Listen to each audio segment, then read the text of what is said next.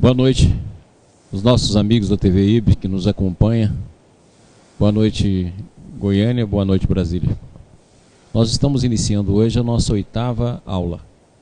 Para aqueles que nos seguem através do YouTube, nós já estamos lá com a 5ª aula já baixada. Nós tivemos uns problemas técnicos aí no início, mas agora a 5ª já está lá e a 6ª e a 7ª deve subir ainda essa semana. De maneira que semana que vem nós devemos estar empatando com a aula, a semelhança do que acontecia anteriormente. A aula na quinta-feira e já na segunda, terça, a aula já disponível para aqueles que querem seguir também assistindo a aula gravada. Então hoje nós estamos, na verdade, na metade do nosso curso. Nós estamos na 8ª aula. Nessas 8 aulas nós temos desenvolvido uma série de raciocínios que hoje nós vamos fazer uma pequena recordação e dar continuidade ao estudo dos sentidos, para que a gente possa chegar no estudo das percepções e assim ver quais são os limites dos nossos sentidos, quais são os limites das nossas percepções, para que a gente entenda que sem o desenvolvimento da consciência interior, dificilmente poderemos perceber aquilo que vai além nas nossas percepções e ter a ferramenta adequada para a pesquisa e experimentação divina. Então nós vamos fazer a nossa prece, nós vamos pedir a nossa companheira Luísa, que está aqui conosco hoje, para fazer a nossa prece inicial, e logo depois nós começamos a 8ª aula.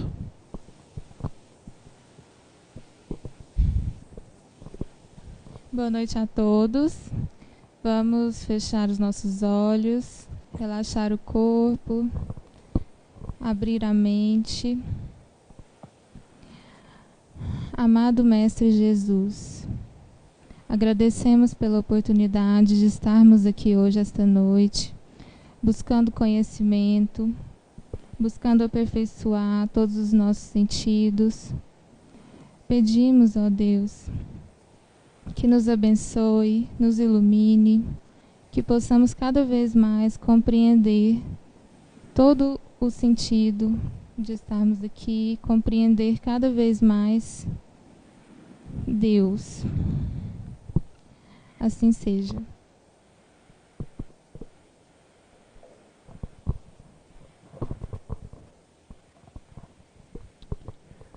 Muito bem, meus amigos.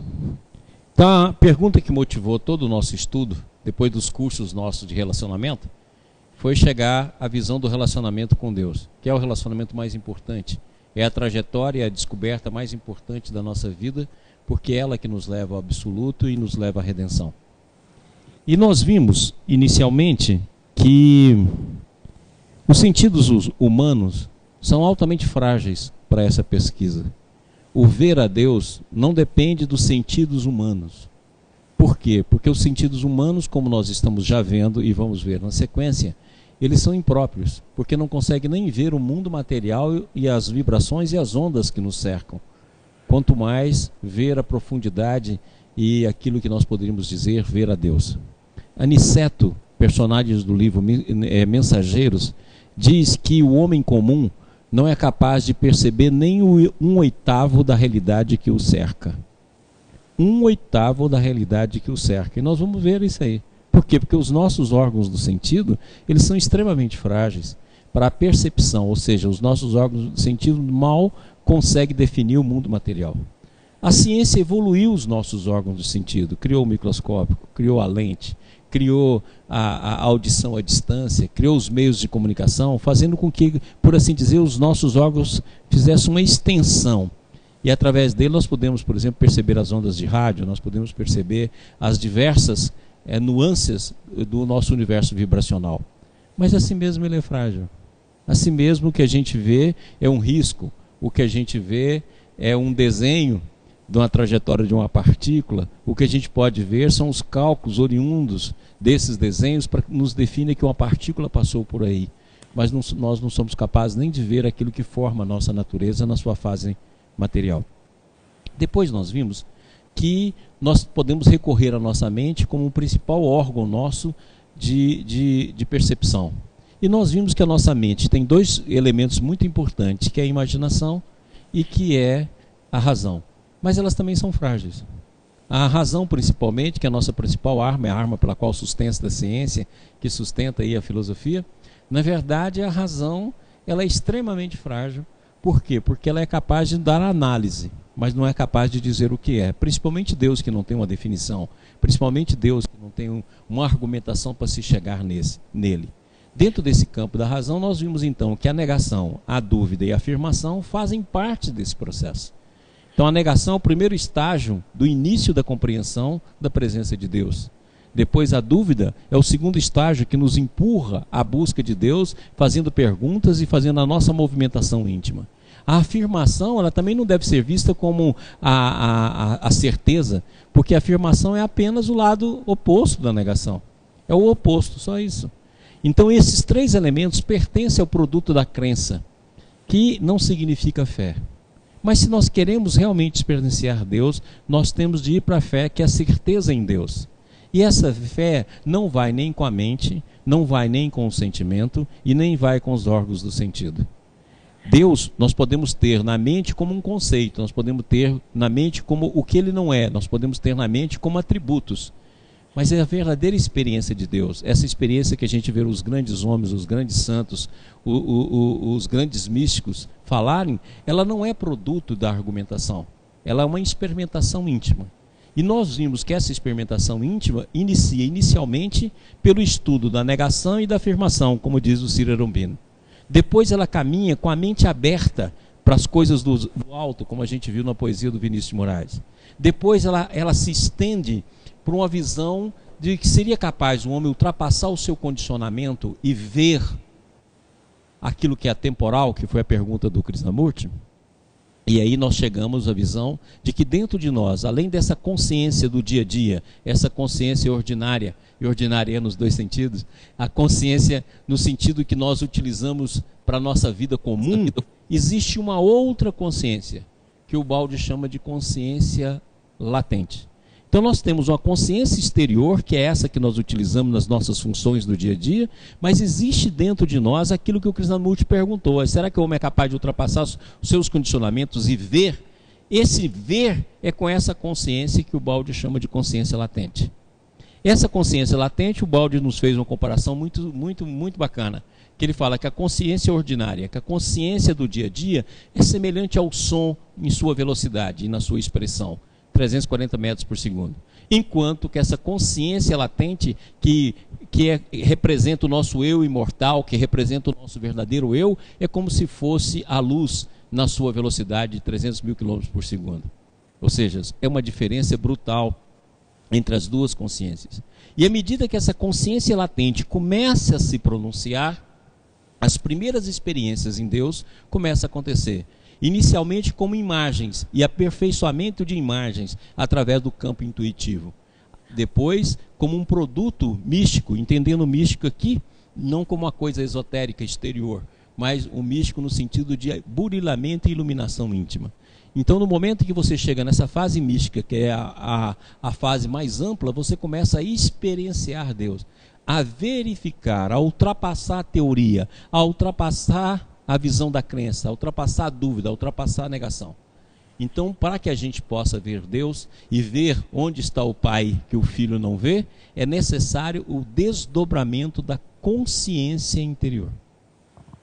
Então foi essa a argumentação que nós vimos trazendo desde a nossa primeira aula, e aí chegamos aí até a 7ª aula. Hoje nós vamos dar prosseguimento, porque nós precisamos ver agora quais são os limites dos nossos órgãos do sentido. Depois, quais são os limites da nossa mente? Quais são os limites da nossa percepção? Para que a gente possa voltar de novo nessa mente, nessa consciência latente e desdobrá-la, para que assim nós tenhamos o entendimento de que a experimentação de Deus, a vivência de Deus só vai acontecer no momento que a evolução, por nossa busca, se pronunciar em nós e desdobrar essa consciência. Jamais saberemos de Deus pela argumentação. Jamais saberemos de Deus por raciocínios. Jamais saberemos de Deus por teoria. E jamais saberemos de Deus pelos órgãos do sentido ou pela nossa percepção mental. É uma experiência interior de desdobramento de uma consciência pré-existente em nossa vida. que nós estamos exatamente nessa fase de desenvolvimento. Novos sentidos. A terra de regeneração do futuro, aquela que Jesus diz no bem-aventurados os mansos, porque herdarão a terra, ou seja, a terra do futuro, nós teremos novos órgãos, nascido da nossa experiência de desenvolvimento do sentimento para o amor, nascido da nossa experiência de desdobramento da consciência latente, da intuição para a fase mística. E aí sim, com esses novos órgãos, com essas novas percepções que ultrapassam os 5 órgãos do sentido, que ultrapasse a mente, que ultrapasse a própria mediunidade no seu sentido mais comum, do qual a gente tem experiência já no mundo, nós poderemos ter então a ferramenta adequada para a pesquisa interior nossa e para que a gente entre em ressonância com a parte semelhante do qual é a presença de Deus através do campo de consciência que nos cerca e o campo da graça no qual nós nos movemos, existimos e nele vivemos. Muito bem. Dessa forma, nós vimos na aula passada os nossos sentidos. Então nós vimos o tato, nós vimos a gustação, o olfato, a audição e a visão. E o Baldi chega nesse slide a nos dizer: por essas poucas portas abertas penetra vasto mar de ondas, mas o restante nos escapa a percepção. E nós mostramos aqui que a maioria das nossas percepções mental, a nossa mente é como se fosse uma síntese dos nossos órgãos do sentido. Por isso que a gente fica tão preso ao exterior. Por isso que a nossa mente, por analogia, a nossa mente por assimilação de imagens, a nossa mente por um processo que responde aos estímulos externos, nós vivemos fazendo associações. Por isso que nós temos essa mente inquieta, que nós desenhamos aqui, mostrando que a mente pula de um lado para outro, vai de um lado para outro, forma vários quadros, se alimenta de vários quadros e fica presa. E aquilo que é sutil, aquilo que vem pelas ondulações da mente interior, da consciência latente, a gente não percebe. Porque são ondas frágeis para poder se fixar na nossa mente. E nós ficamos rodando nesse dia a dia. É aquilo que eu chamo lá das pessoas coisentas, das pessoas que ficam presas nas coisas do dia a dia e fica nela amarrada. Então, consequentemente, esse é um dos fatores pelo qual nós não temos a percepção divina. Próximo slide. E aí nós vimos, por exemplo, só para que a gente olhe pela visão no aspecto da luz visível, né? E o espectro total da luz. Então nós temos a parte visível e tem aquilo que vai o infra e aquilo que vai para o ultra.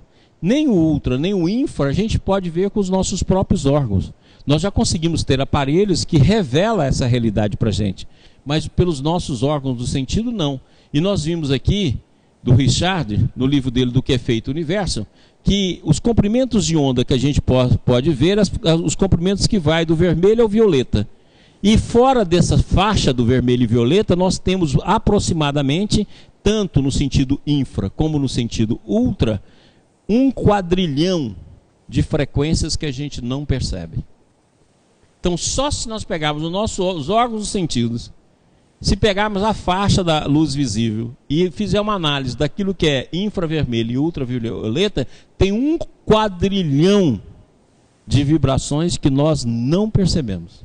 1 quadrilhão, para quem nunca foi apresentado, é esse número 1 aqui seguido desse número de zeros. Ou seja, 1 quadrilhão dessas vibrações nós não percebemos.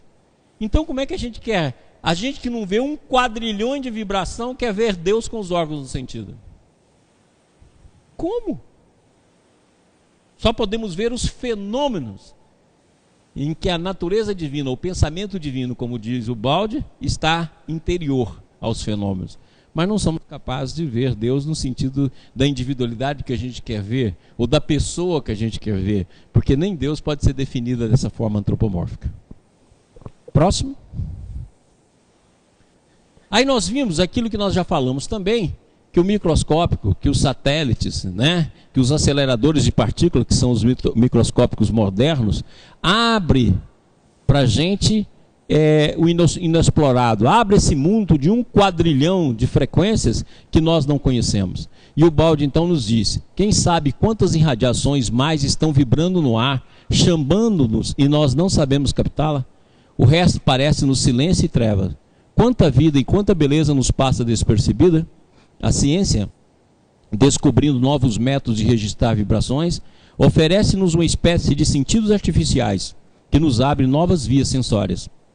Rasgam-se novas clareiras iluminadas, depois trevas, o inexplorado como antes, interminável.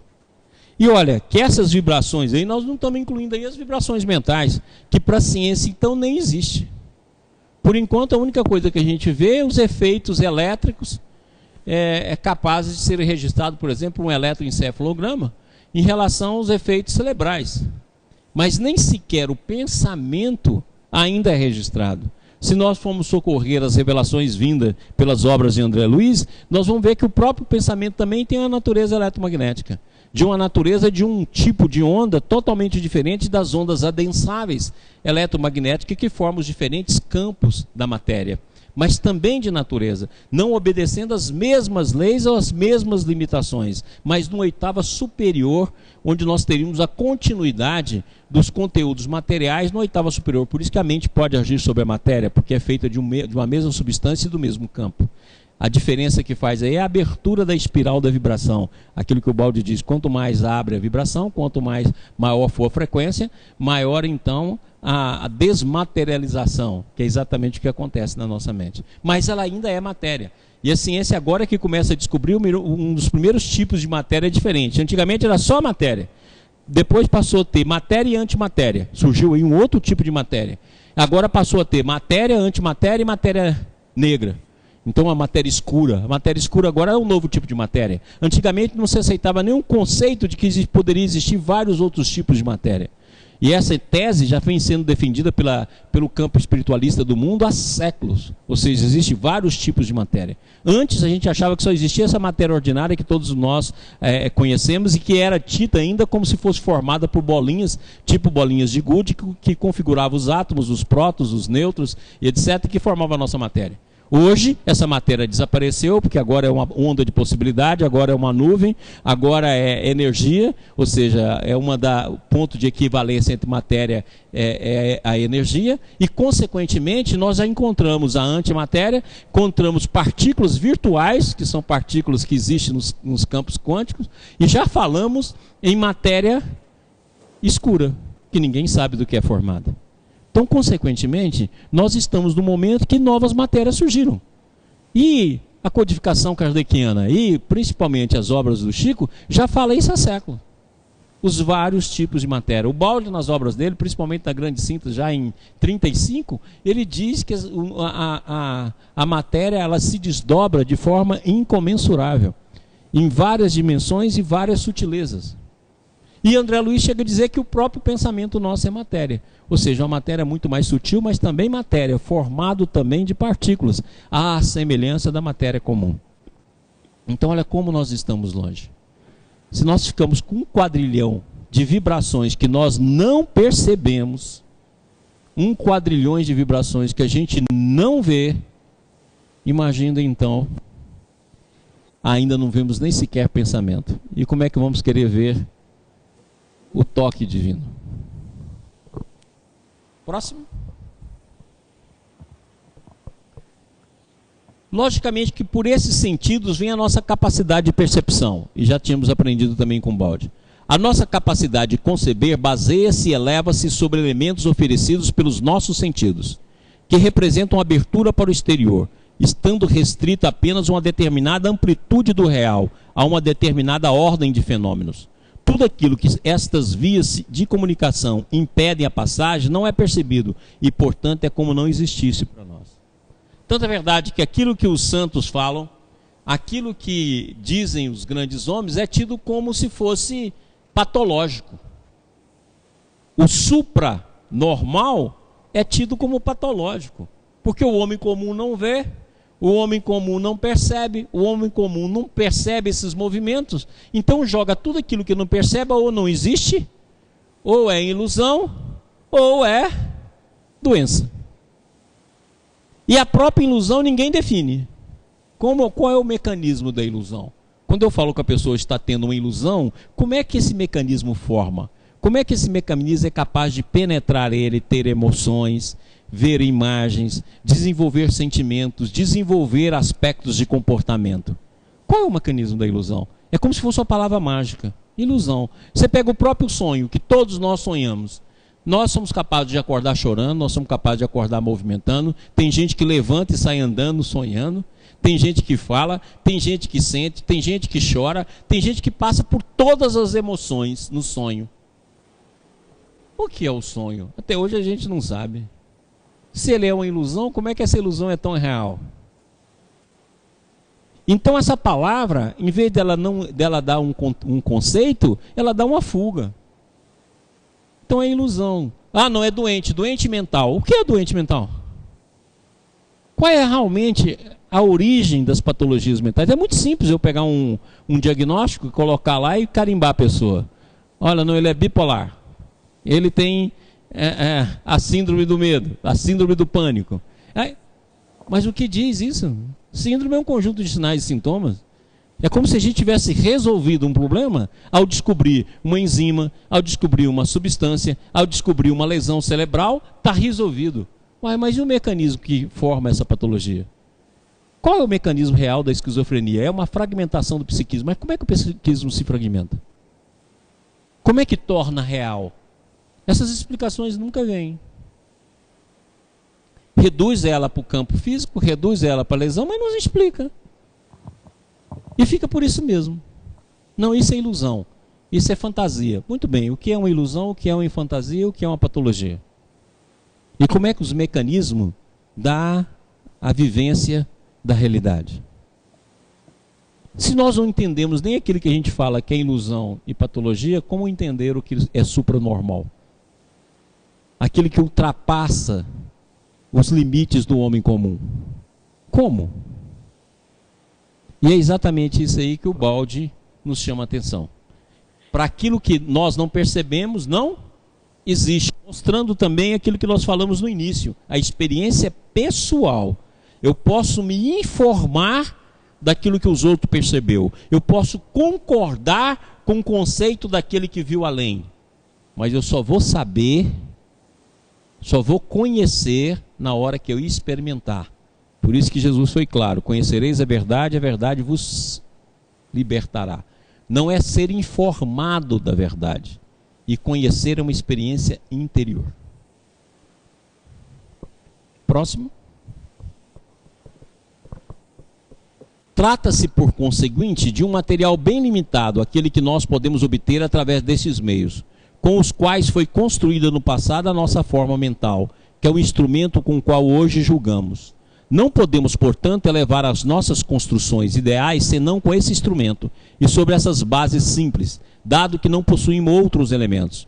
Por essa razão, tudo que está além desse limite encontra-se fora de nossa compreensão, não sendo concebível e nem concebível. Tem determinados tipos de filosofia que pensa o seguinte, que tudo aquilo que não tiver dentro daquilo que nós concebemos deveria ser considerado fora e não deveria ser pesquisado. Ou seja, nós somos uma tábua rasa e não devemos sair dessa tábua. E tem muita gente que pensa assim. E tem muita gente que se contenta com esse conceito. E tem muita gente que desenvolve esse conceito. Ou seja, aquilo que não é concebível, aquilo que não está no imediato, não deveria ser pesquisado e, consequentemente, não existe. E essas filosofias populam vários livros, inclusive livros acadêmicos respeitáveis. E tem muita pessoa que o segue. Agora, cada um tem a experiência que busca. Se a gente busca outro tipo de experiência, ela também não é nos facultada. Depende da nossa busca e daquilo que a gente quer e daquilo que a gente quer experienciar. Mas não adianta querer que as coisas aconteçam por mágica ou milagre. O nome da mágica é esforço. E o nome do milagre é o movimento. Vamos lá. Próximo. Assim, se pretendemos elevar-nos a concepções superiores, não podemos fazê-lo senão com esses nossos meios, ou seja, com a nossa mente limitada que tende a reduzir tudo às formas do seu concebível, pois ela, por força das circunstâncias, não pode e não sabe pensar senão antropomorficamente. É por isso que todas as ideias de Deus, eu costumo dizer que todas as ideias que nós temos de Deus, a não ser quando aquela que a gente fala que Deus é amor, vão ser varridas. Amanhã vão parecer como se fossem criações de mentes infantis. Assim como Deus que morava no céu e tinha uma barba branca e que havia nos criado o universo e saído dele, está ruindo hoje totalmente. Ok? E essas imagens de Deus são apenas passos relativos da nossa visão antropomórfica. E quando nós ultrapassarmos essa visão antropomórfica, quando a consciência latente tiver sido desenvolvida dentro de nós, então as ideias que nós passaremos a ter, as imagens que passaremos a ter de Deus e a experiência que passaremos a ter dele, fará com que todos esses conceitos apareçam rudimentares, como se fosse apenas a primeira manifestação de nossa busca, e não como a realidade que a gente quis colocar como absoluta. E tem muita gente que faz guerra por causa disso. Guerra de conceitos, guerras de argumentação, quando não passa de imagens, todas elas redutíveis, todas elas infelizes, e são apenas campos de aprimoramento para uma imagem mais vasta.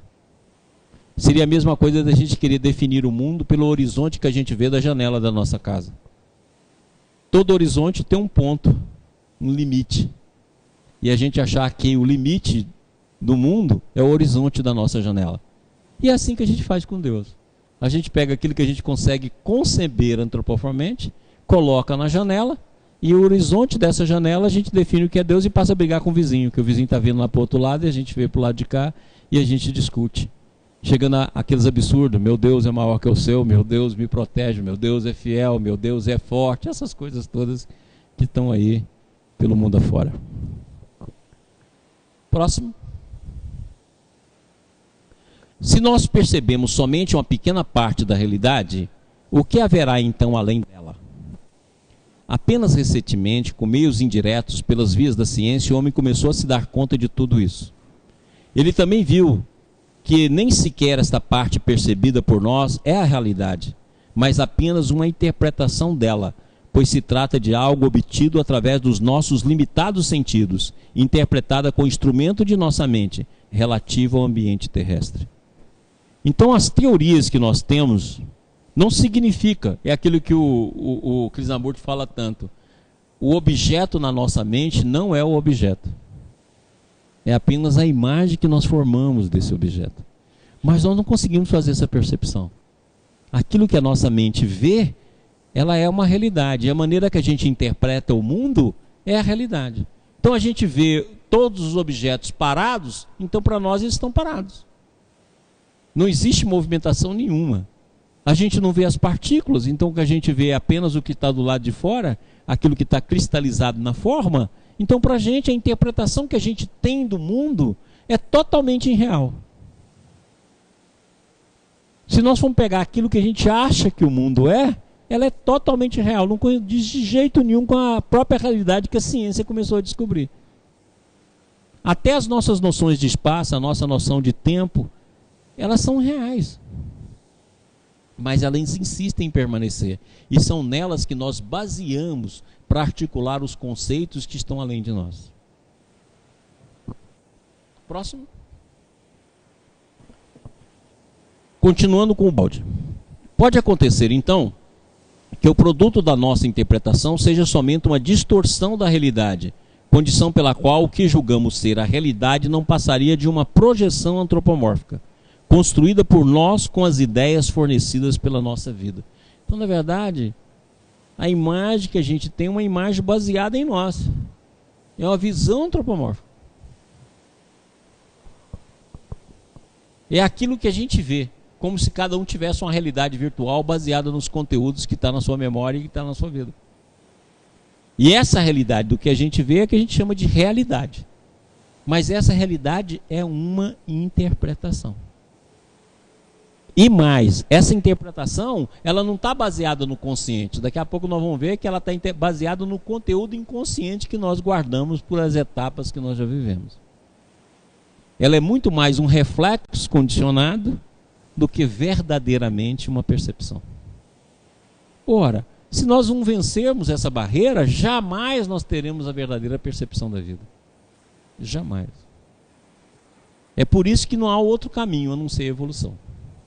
Enquanto a gente não evolui, nós vamos nos contentando com essas interpretações sofríveis e com essas imagens relativas para que no futuro a gente possa encontrar um campo mais amplo.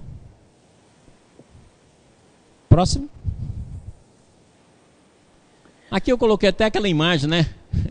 Da caverna de Platão. Platão já teve essa percepção há muito tempo, né? As sombras na caverna. Então nós colocamos aqui uma caverna significando o abismo que nós vivemos, né? Mas há também um outro fato que influi sobre o nosso modo de conceber. Se tudo que existe está englobado no transformismo universal, então nem sequer as nossas concepções podem escapar desse processo. Razão pela qual elas têm de ser relativas e progressivas.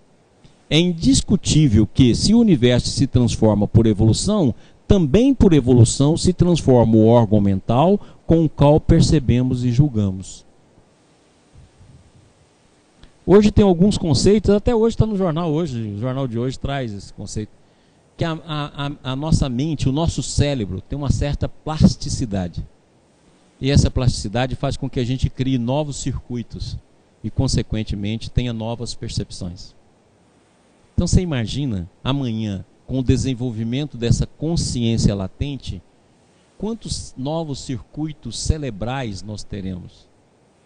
E graças a esses novos circuitos cerebrais, quantas percepções nós passaremos a ter?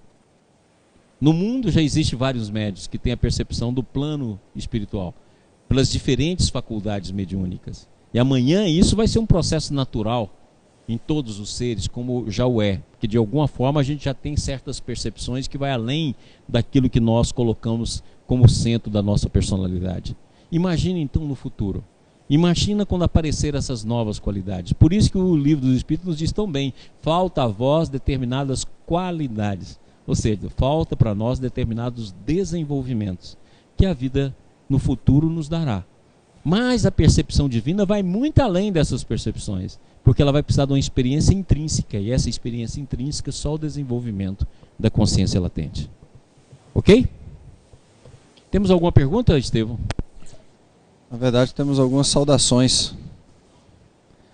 Nosso companheiro Raimundo nos enviou uma mensagem: boa noite a todos, se me permitem, envio um abraço magnético, carregado de amizade e carinho a todos, em especial para o Dr. Maurício. E através do YouTube, a nossa companheira Leandra, lá da Espanha, nos enviou uma mensagem de saudação, falando: é muito difícil plasmar com palavras o eterno agradecimento por vosso trabalho. Esta aula foi um momento de emoção e felicidade. Espero que essa energia de amor possa voltar até vocês. Graças de coração. Isso que é bacana no IBS, né? A gente tem amigo no Ceará e tem amigo na Espanha.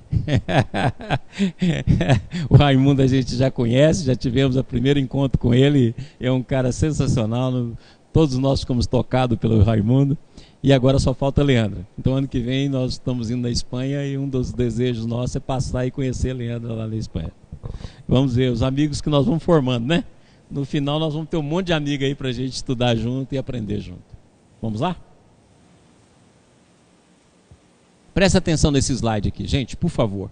Todos vocês, pessoal da TV IBS aí, por favor, presta atenção, Goiânia, Brasília. Esse slide ele é muito interessante.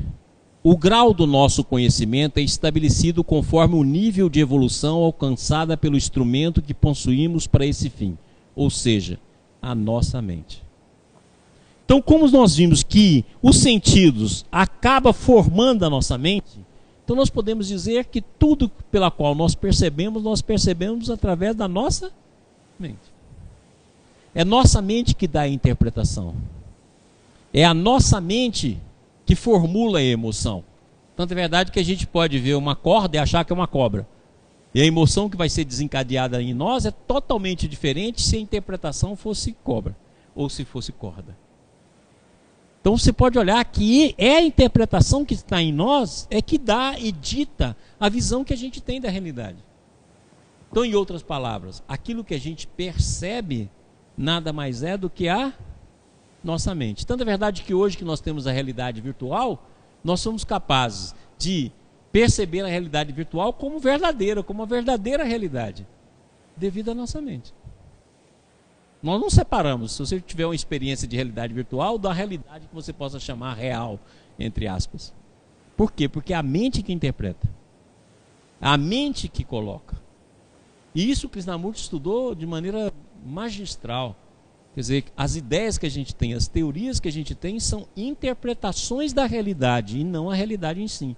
Só que a gente acha que não, que a ideia e a teoria é a realidade. E antigamente a gente falava, não, mas isso a gente faz experimento de comprovação. E aquilo que a gente comprova é uma lei comprovada da natureza. E hoje começou-se a ter dúvida em relação a isso. A dúvida é que se a nossa consciência, diante de uma experimentação, não participa e atua sobre ela.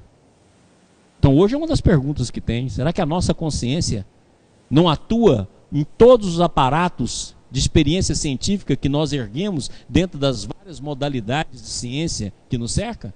E aquilo que a gente acha que é comprovação não pode ser, além de uma interpretação, também uma ação da nossa consciência sobre ela? Como acontece, por exemplo, no efeito placebo, no efeito nocebo, que a mente cria em torno de 15% a 30% de cura só baseada que está tomando um remédio novo que vai curar a patologia que você tem? Então, consequentemente, nós estamos diante de determinados paradigmas que estão nos deixando inquietos. E tem muita gente que nega, que quer fazer a física quântica virar causal, causa e efeito só.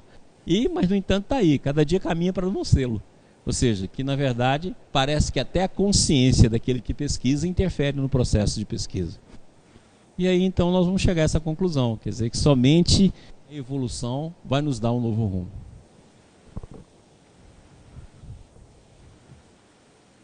Portanto, o conhecimento existe em função da evolução e progride com o aperfeiçoamento desse instrumento, na proporção dada pelo seu desenvolvimento.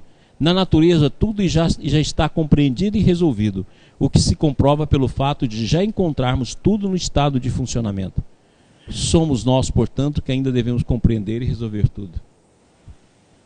Tanto assim é verdade que o gênio nada mais é do que aquele que desenvolveu a mente dele em determinado setor, seja musical, seja da poesia, seja da ciência, seja da filosofia, e que hoje encontra com a ferramenta muito mais apropriada de pesquisa que o homem comum.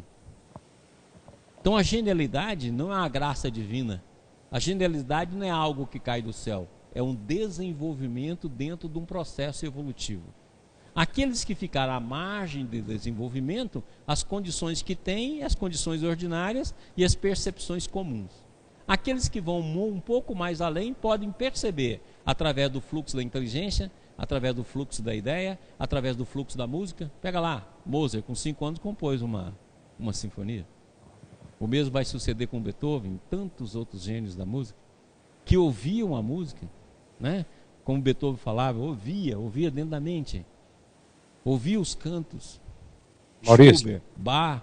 Então, quantas pessoas não tinham essa percepção, que não tinha esse meio? Então, isso é um desenvolvimento do campo da mente. Ou seja, por isso que essa imagem nós colocamos aqui, ó. Conforme a ferramenta, conforme a ressonância, conforme a percepção. Como a nossa mente é uma mente comum, quem tem isso aqui é considerado doido, é considerado patológico, é considerado ilusão, porque nós não temos. Como a gente não tem, então, consequentemente, o outro é que está errado. E a maioria é formada da base que não tem, então a base que é a maioria é certa. O outro está errado. Então, por isso que demora-se muito tempo e a gente criou uma linguagem para isso. É um homem fora do seu tempo. Né? Muitas vezes aquilo que ele falou lá atrás é o que está se averiguando hoje. Pega Platão, que muitas das teorias de Platão é o que está se descobrindo hoje, está se falando hoje. Muitas coisas que Aristóteles falou, muita coisa que Parmênides falou, muita coisa que Heráclito falou, é o que está se hoje voltando à tona de pesquisa. Como é que esse homem pode ter visto aí 2.000, 2.500, 2.200, 2.300 anos antes da gente? E que já falava com uma linguagem muito próxima da nossa linguagem atual. Porque tinha um outro tipo de ferramenta que nós não temos. Pois não, Goiânia? Pergunta Goiânia, James. É o seguinte, Maurício, diante disso que você falou, que propriamente interfere nas pesquisas, e de alguma forma dita a verdade, de acordo com David Bohm, aquele livro O Pensamento como Sistema, né, que cria o status quo do pensamento, a formação de opinião, né? Então, se a própria mente influencia dentro desse processo de pesquisa, à primeira vista isso parece desesperador, porque a gente parece que não vai encontrar uma saída, então, para esse labirinto que a gente vai criando em torno de nós. Por isso que na questão 339 os espíritos falam, no livro dos espíritos, que entrar no mundo físico é uma escravidão. Como sair disso, Maurício? Isso é só Deus mesmo? Não.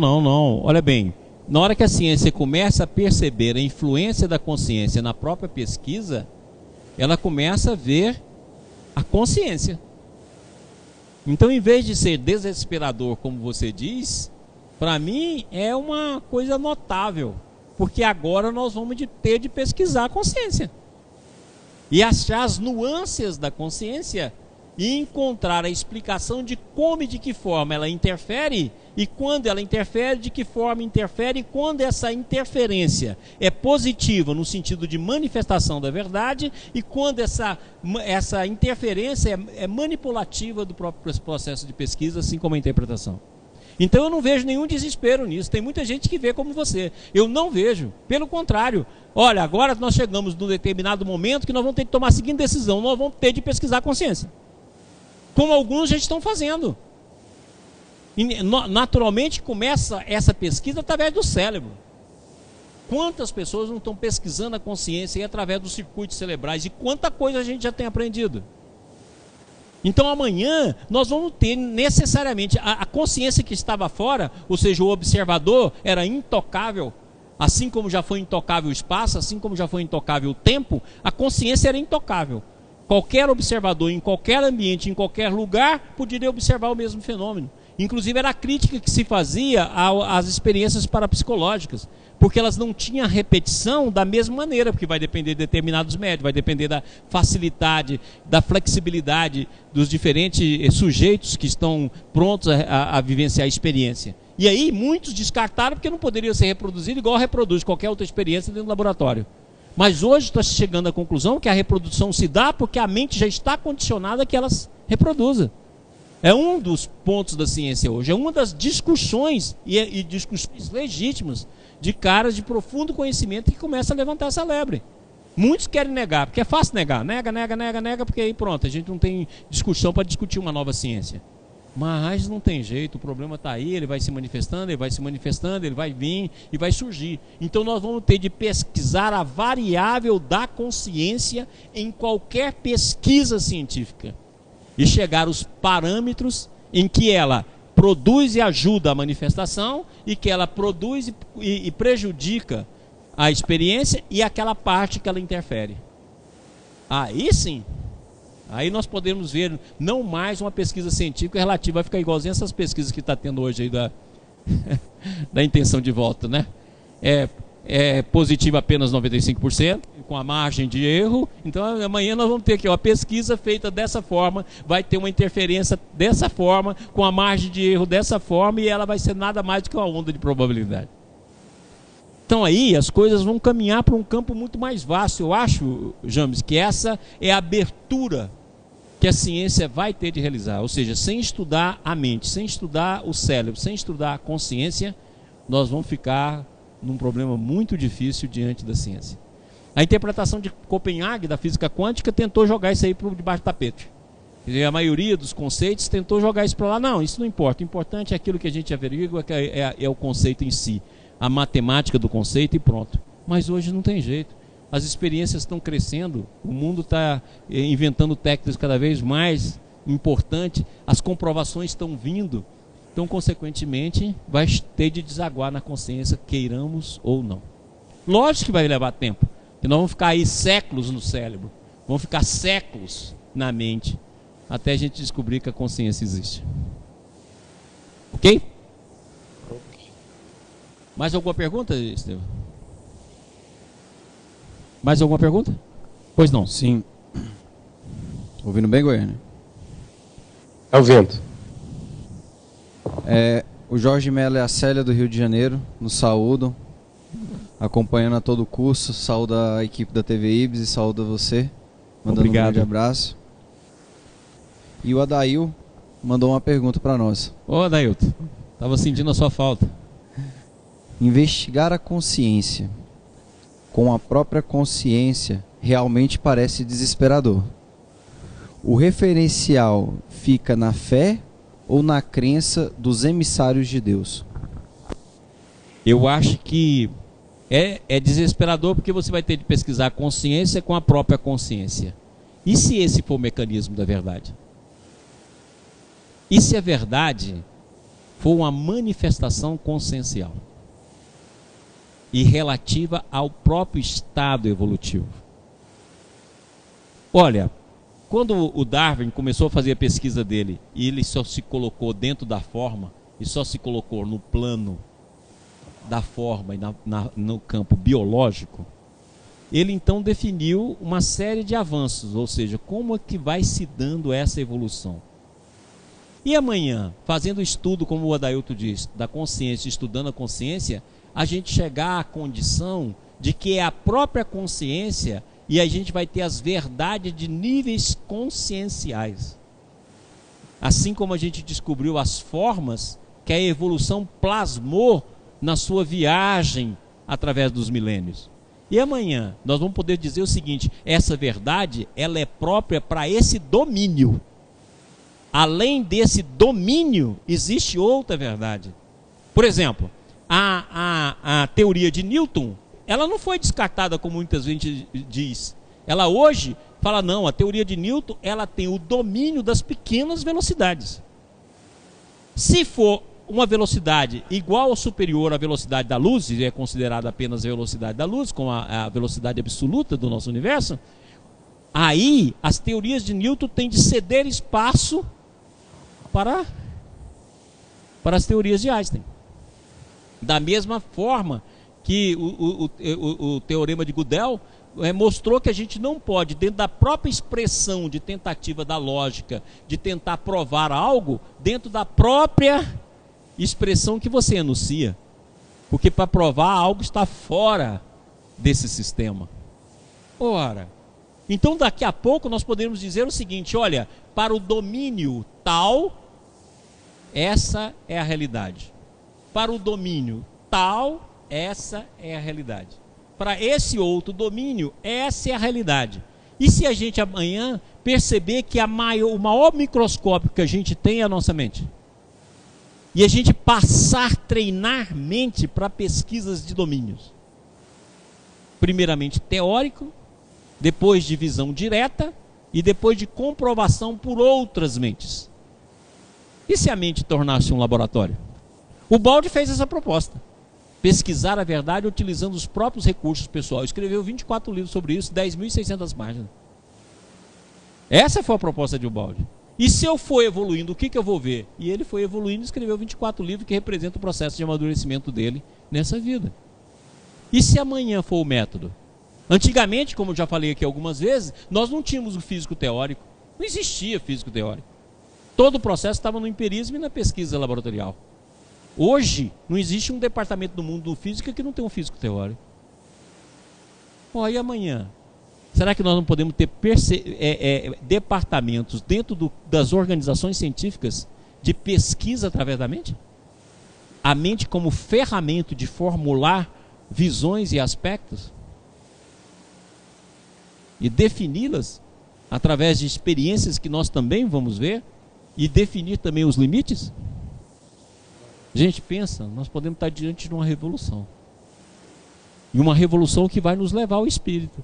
Porque se essa for a realidade, mais cedo ou mais tarde, o espírito se revela.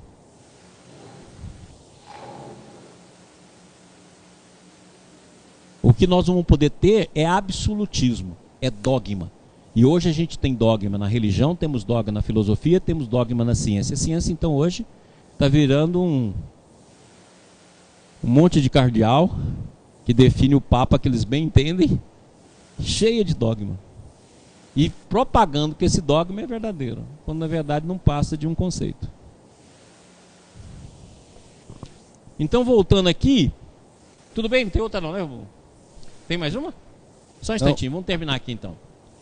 Na natureza tudo está compreendido e resolvido, o que se comprova pelo fato de já encontrarmos tudo no estado de funcionamento. Somos nós, portanto, que ainda devemos compreender e resolver tudo.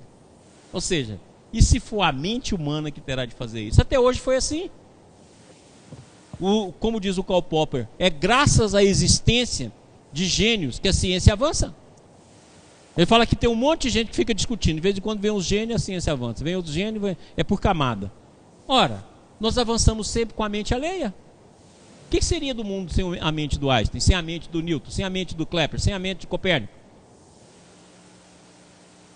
O que seria da gente sem a mente do Feynman, sem a mente aí dos grandes, do Bohr, Heisenberg? O que seria a gente sem essas mentes? sem a mente dos grandes filósofos pré-socráticos?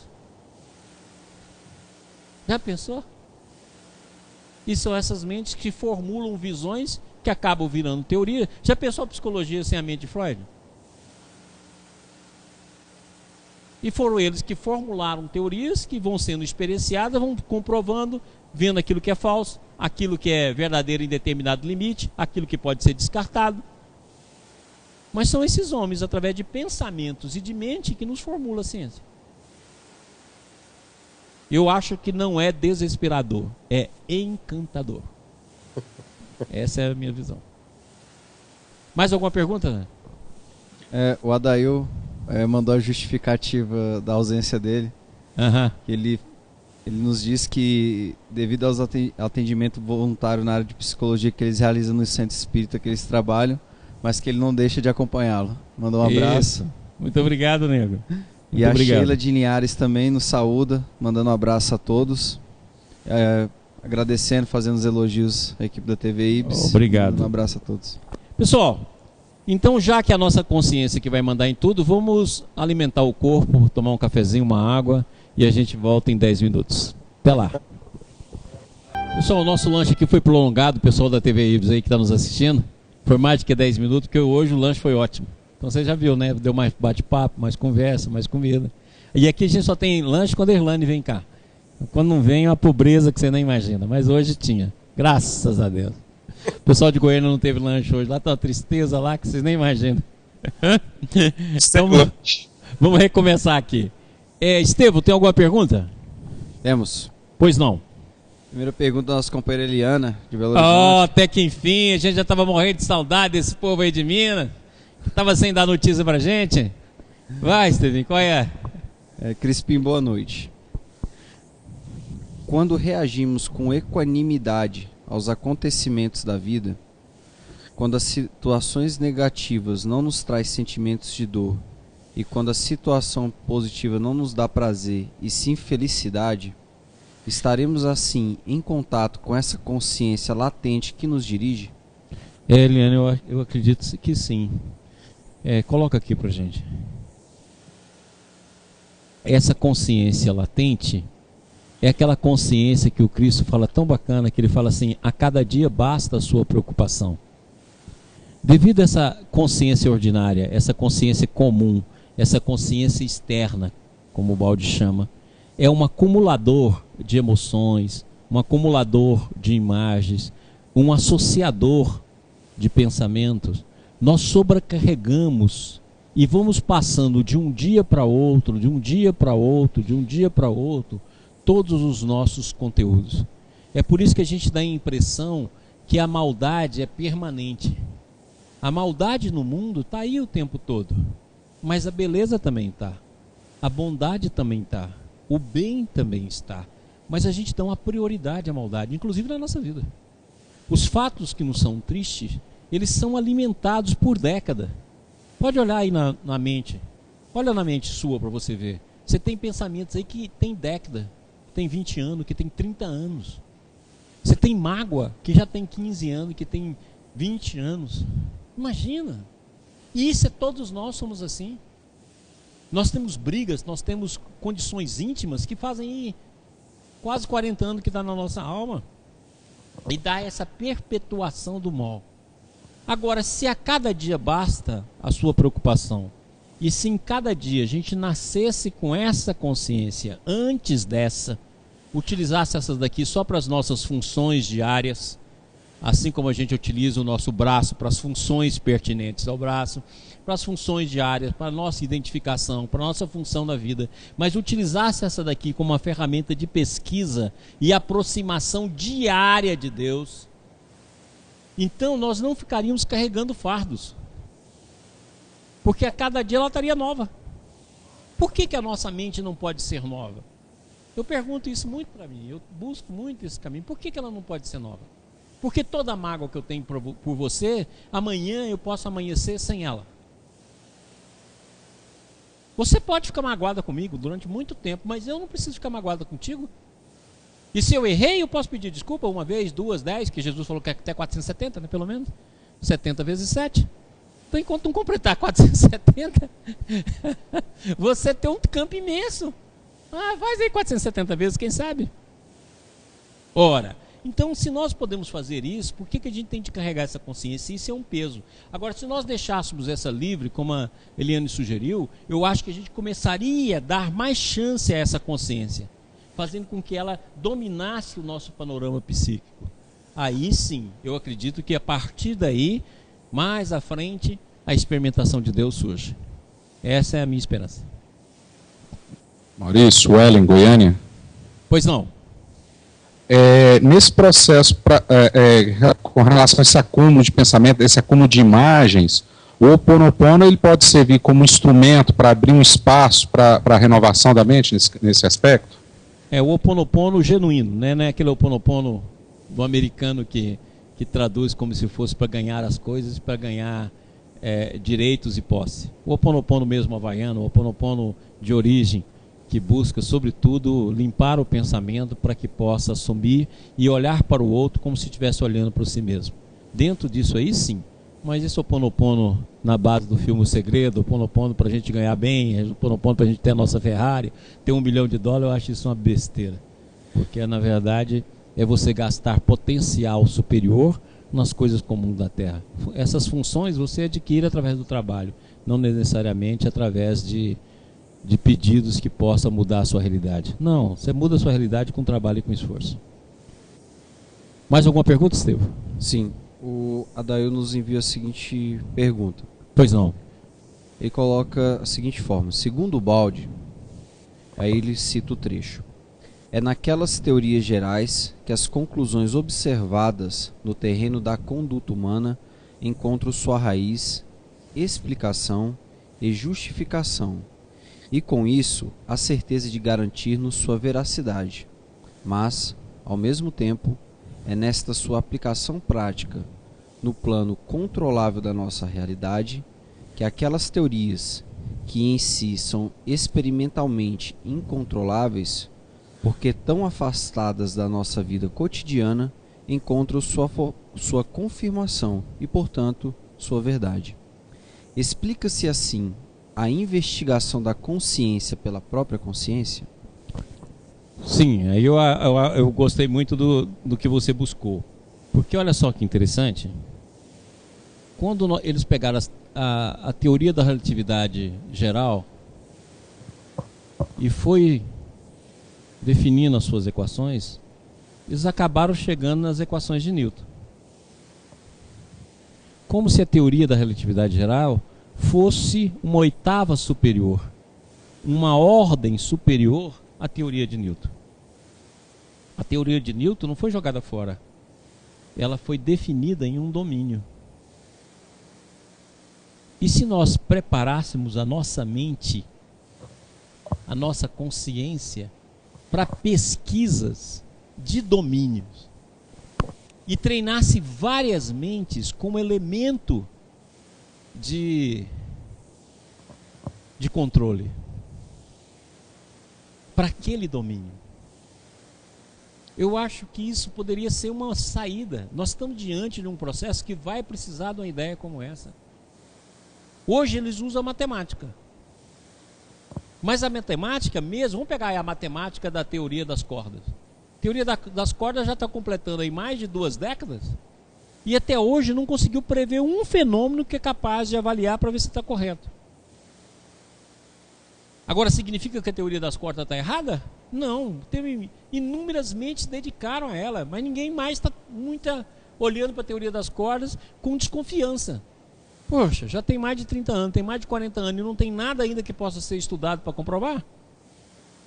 Porque ela está muito distante. Então a linguagem da matemática podia ser a interface que o Dailton falou aí. E quem sabe amanhã a própria consciência, avaliando outra consciência, e você classificando essas consciências, elas não poderiam ser classificadas igual um microscópio. E desde que se achasse parâmetros para que a validade pudesse mais cedo ou mais tarde ser comprovada.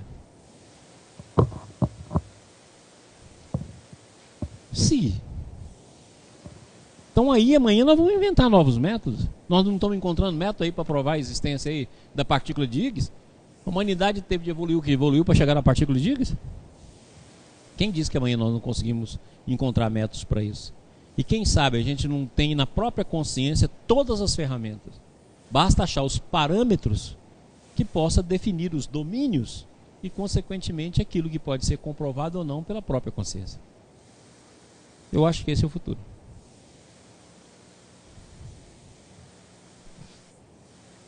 Próximo. Alguma outra? Não, sem mais. Tem mais?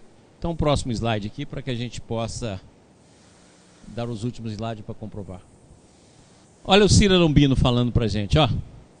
Revelação é a visão direta, a audição direta ou a memória inspirada da verdade. É a mais alta experiência e é sempre suscetível de renovada experiência. Não é porque Deus o disse, mas porque a alma viu que a palavra das Escrituras é a nossa suprema autoridade. Ou seja, não é por conceito de autoridade, é por conceito de experimentação.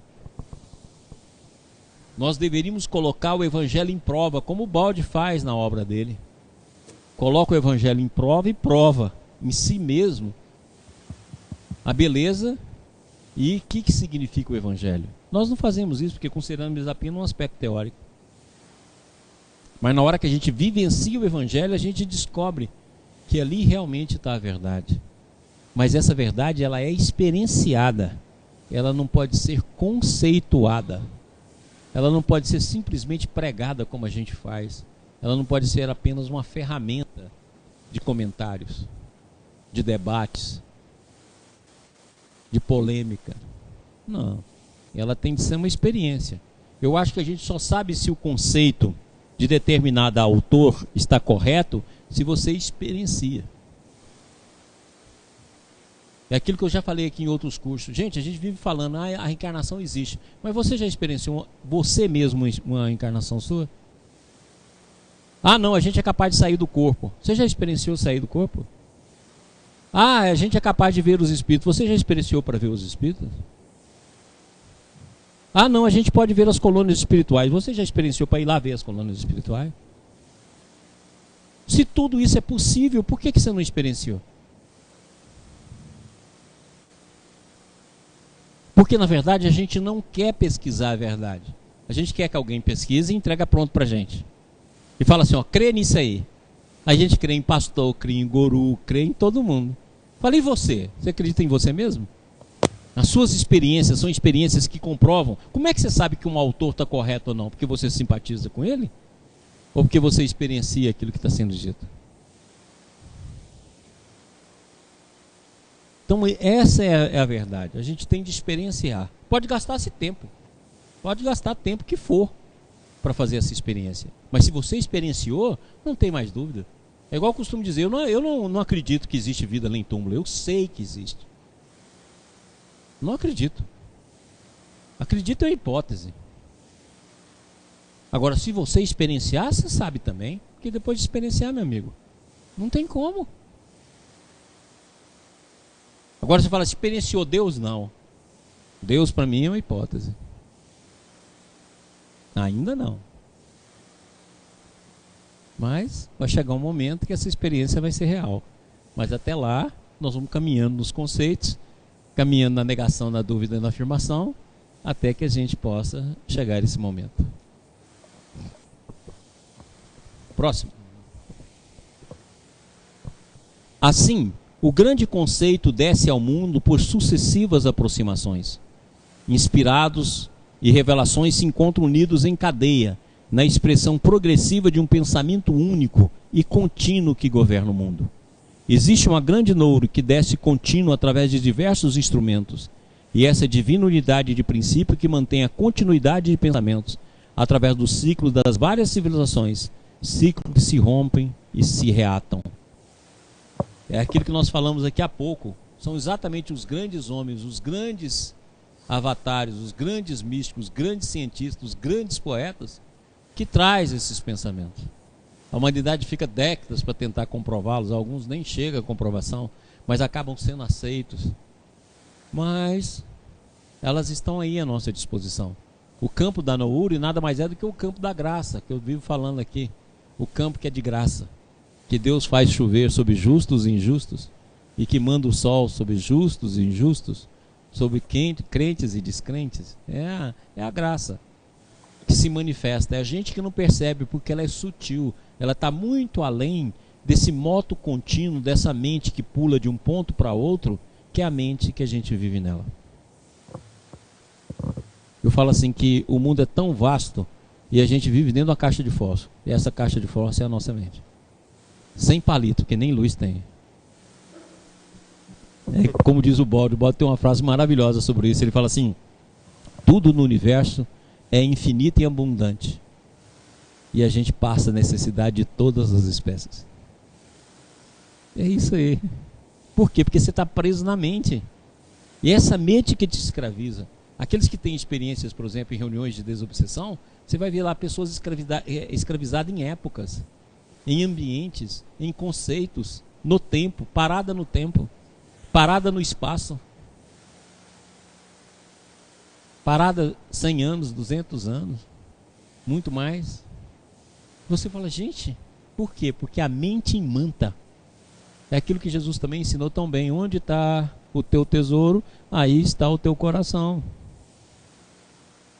Então você fica preso àquele tesouro. Se você colocar o tesouro, a sua mágoa, se colocar o seu tesouro, a vingança, se colocar o teu tesouro, a ignorância, se colocar o teu tesouro, o crime, então consequentemente é aí que você vai estar e vai ficar aí imantado o tempo que for, porque enquanto você não se libertar não tem como, só você tem a chave.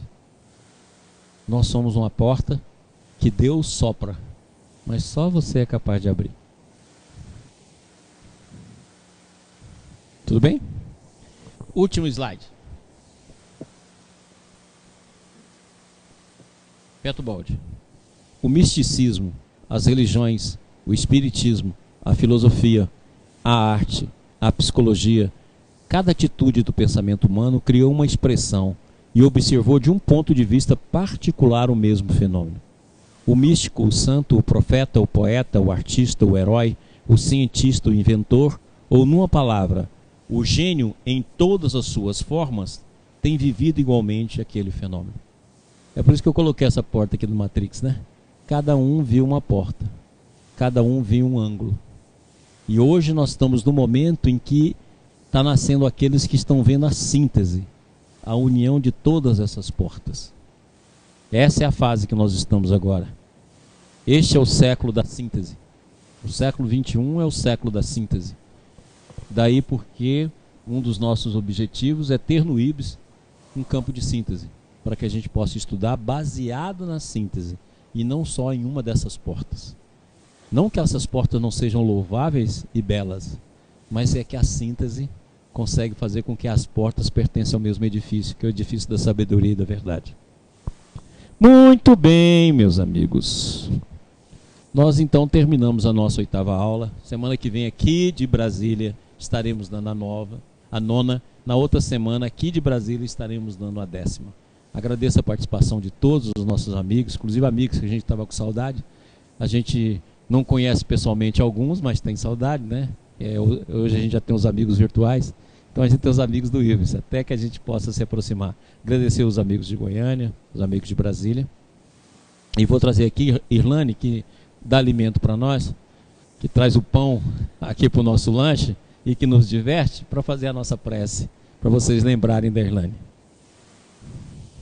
É graças a ela que a gente come aqui no IBS. Lembrando. Boa noite a todos. Vou fechar os nossos olhos.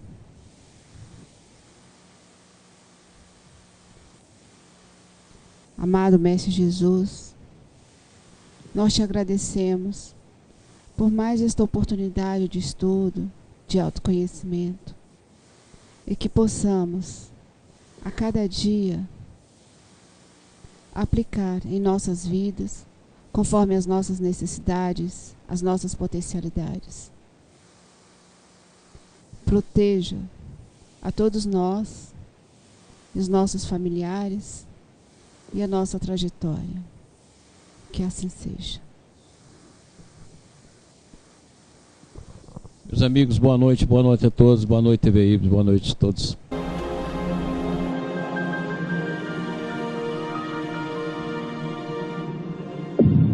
IBIS, Instituto Brasileiro de Benemerência e Integração do Ser. www.ibis.org